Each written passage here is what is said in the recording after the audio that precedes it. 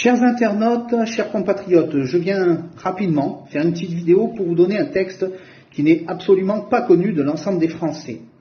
Donc, il a été voté récemment. Donc, ces références sont sérieuses puisque je les ai obtenues sur le site officiel de l'Assemblée nationale.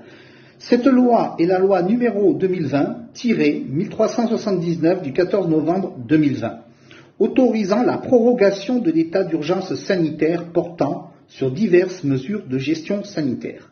Article 12. Par dérogation au premier alinéa de l'article 714 de la procédure pénale, les personnes mises en examen, prévenues et accusées peuvent être affectées dans un établissement pour peine. Par dérogation aux dispositions du premier alinéa de l'article 717 du même code, les condamnés peuvent être incarcérés en maison d'arrêt, quel que soit le quantum de leur peine à subir. Le quantum, c'est le nombre de mois ou d'années auxquels vous êtes condamnés.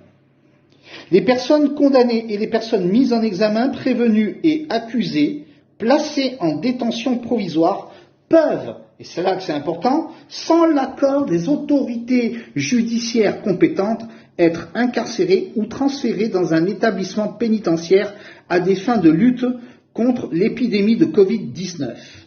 Il est rendu compte immédiatement aux autorités judiciaires compétentes qui permettent de modifier les transferts décidés ou y mettre fin.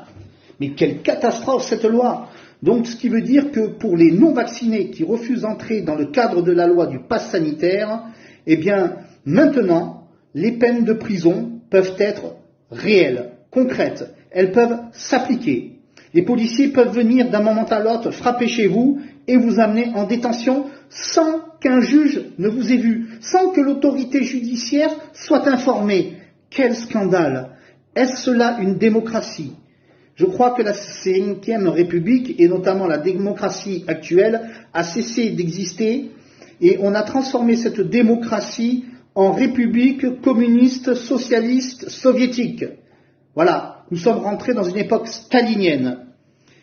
Donc je vais essayer d'être le plus court possible. Ce texte a été signé par Emmanuel Macron, président de la République, par Jean Castex, Premier ministre, par Jean-Yves Le Drian, ministre de l'Europe et des Affaires étrangères, par Barbara Pompili, ministre de la Transition écologique, par Bruno Le Maire, ministre de l'Économie, des Finances et de la Relance, par Florence Parly, ministre des Armées, par Gérald Darmanin, ministre de l'Intérieur, par Elisabeth Borne, ministre du Travail, de l'Emploi et de l'Insertion, par Sébastien Lecornu, ministre de l'Outre-mer, par Jacqueline Gourault, ministre de la Cohésion des territoires et des relations avec les collectivités territoriales, par Éric Dupond-Moretti, le garde des Sceaux, ministre de la Justice, par la ministre de la Culture, Madame Roselyne Bachelot-Narquin, et par le principal intéressé, Monsieur Olivier Véran, ministre des Solidarités et de la Santé.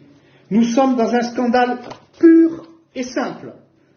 Ce qui veut dire que vous, qui officiellement n'êtes pas vaccinés et qui êtes dissidents, qui êtes considérés comme des opposants politiques ou des révolutionnaires, vous êtes censés, d'après la loi, d'après l'article 12, être arrêtés d'un moment à l'autre et mis en prison dans un établissement spécialisé, un établissement, j'allais dire pénitentiaire pour non-vaccinés, sans passer par la case de justice, sans voir un juge, sans même vous défendre.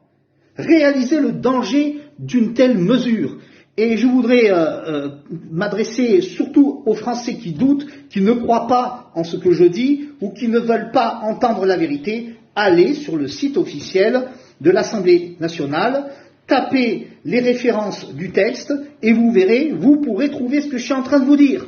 Mais jusqu'à quand certains Français vont fermer les yeux, vont tout faire pour ne pas entendre la réalité? Si vous ne le faites pas pour vous, faites-le pour vos enfants, parce que nous allons arriver au point de rupture. Bientôt, nous ne pourrons plus revenir en arrière. Il sera trop tard. Donc, avant qu'il ne soit trop tard, prenez des décisions. Cette décision vous incombe. Parce qu'un jour, nous devrons tous rendre des comptes de ce que nous avons ou n'avons pas fait. Voilà.